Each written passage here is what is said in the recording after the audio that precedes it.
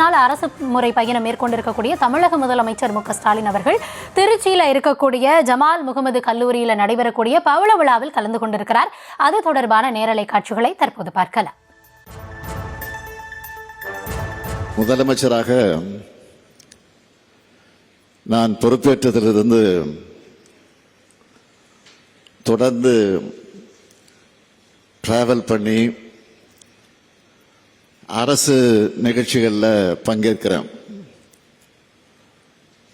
அது மட்டுமல்ல, ஆய்வு கூட்டம், அரசு பணி என தொடர்ந்து பிஸியா இருந்தாலும் உங்களை போன்ற யங் ஸ்டூடெண்ட்ஸை சந்திக்கிற போது எனக்கு எனர்ஜி வந்து விடுது.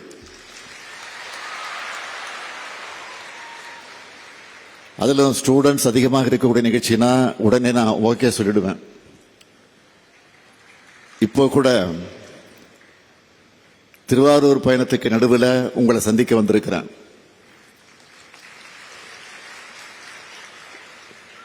இந்த ஜமால் முகமது காலேஜுக்கு நான் வர்றது இது ஃபர்ஸ்ட் டைம் கிடையாது. ஏற்கனவே 2006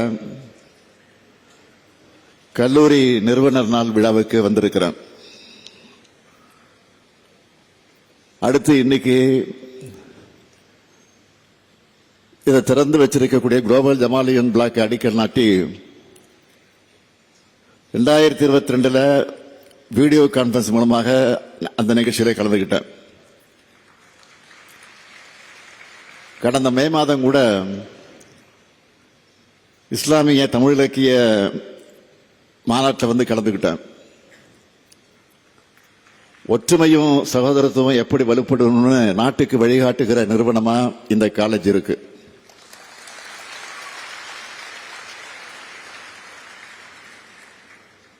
இங்க உங்களுக்குள்ள உருவாகிற ஃப்ரெண்ட்ஷிப் எல்லா காலத்துக்கும் தொடரணும்.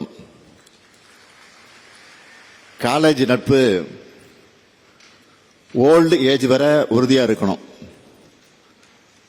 அது இந்த சமூகத்திலையும் எதிரொலிக்கணும். ஏன்னா இந்த காலேஜை உருவாக்கின ஹாஜி ஜமால் முகமது சாஹிப் அவர்களும் ஜனாப் மியான் யாவுத்தர் அவர்களும் இப்படிப்பட்ட நல்லிணக்கத்தை உருவாக்கி இந்த பகுதியில் இந்து முஸ்லீம் கிறிஸ்து மக்கள் எல்லாம் படிச்சு முன்னேறணும்னு நினைச்சாங்க. அது நினைவாகி உங்களுடைய கல்வி கனவையும் 75 ஆண்டுகளாக நினைவாக்கிட்டு இருக்கு இந்த கல்லூரி. அவங்கள பத்தி நீங்க தெரிஞ்சுக்கிட்டத மற்றவங்களுக்கு எடுத்து சொல்லணும். ஹாஜி ஜமால் முகமது சாஹிப் அவர்கள் இந்திய விடுதலை போராட்டத்தில் அண்ணல் காந்தியடிகள் தலைமையில் ஈடுபட்டவர். 1931 லண்டன்ல நடந்த 2வது வட்டமேசை மாநாட்டில் கலந்துகிட்டவர். காந்தியடிகள் கிட்ட ஒரு பிளாங்க் செக்கை கொடுத்து அதுல எவ்வளவு தொகை வேண்டுமானாலும் எழுதி விடுதலை போராட்ட நிதியா பயன்படுத்திக்கன்னு சொன்ன வள்ளல் தான் அவர்.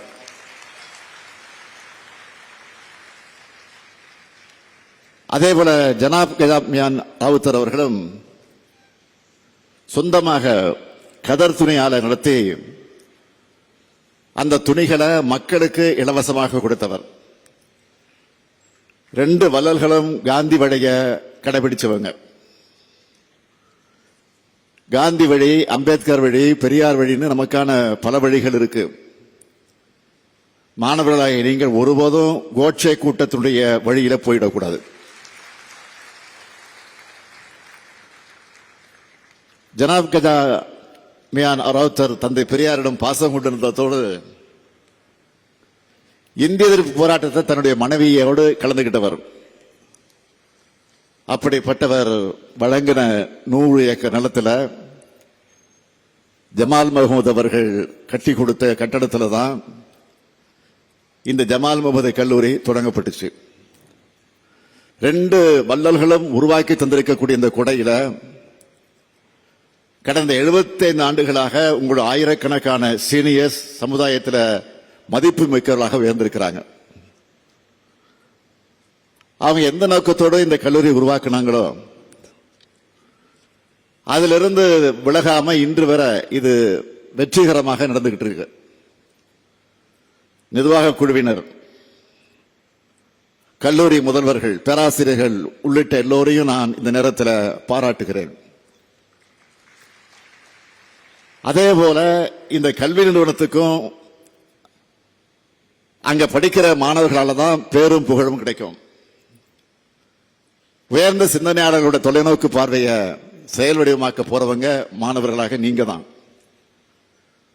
மாணவர்களுக்கு படிப்பு ரொம்ப முக்கியம். அதுதான் உங்களுடைய நிலையான சொத்து. அதோட பல்வேறு திறமைகள் கொண்டவர்களாக, நம்பிக்கையையும் சமூக அக்கறையும் நிறைஞ்சவங்களாக வளரணும். வளர்ந்துகிட்டு இருக்கீங்க. அதனாலதான் ஏராளமான கோல்டு மெடல்ஸ் இந்த காலேஜை தேடி வந்துகிட்டு இருக்கு.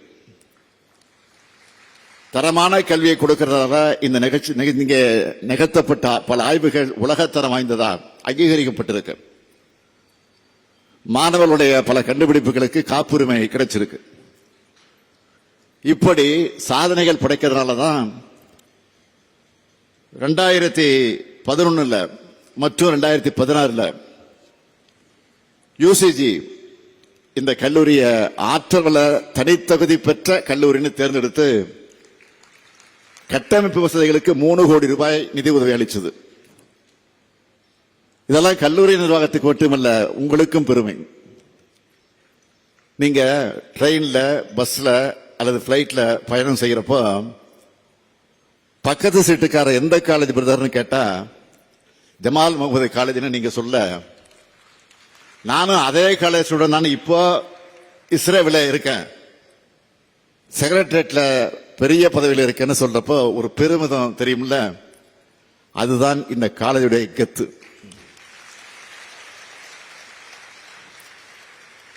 ஓல்டு ஸ்டூடெண்ட் போல நாமும் வருவோம்னு உங்க மனசுல உருவாகிற நம்பிக்கை தான் காலேஜ் உங்களுக்கு தரக்கூடிய கான்பிடன்ஸ் சர்டிபிகேட். உங்களுடைய முன்னாள் மாணவர்கள் லிஸ்ட்ல பல IAS, IPS அதிகாரிகள், நீதிபதிகள் கூட இருக்காங்க.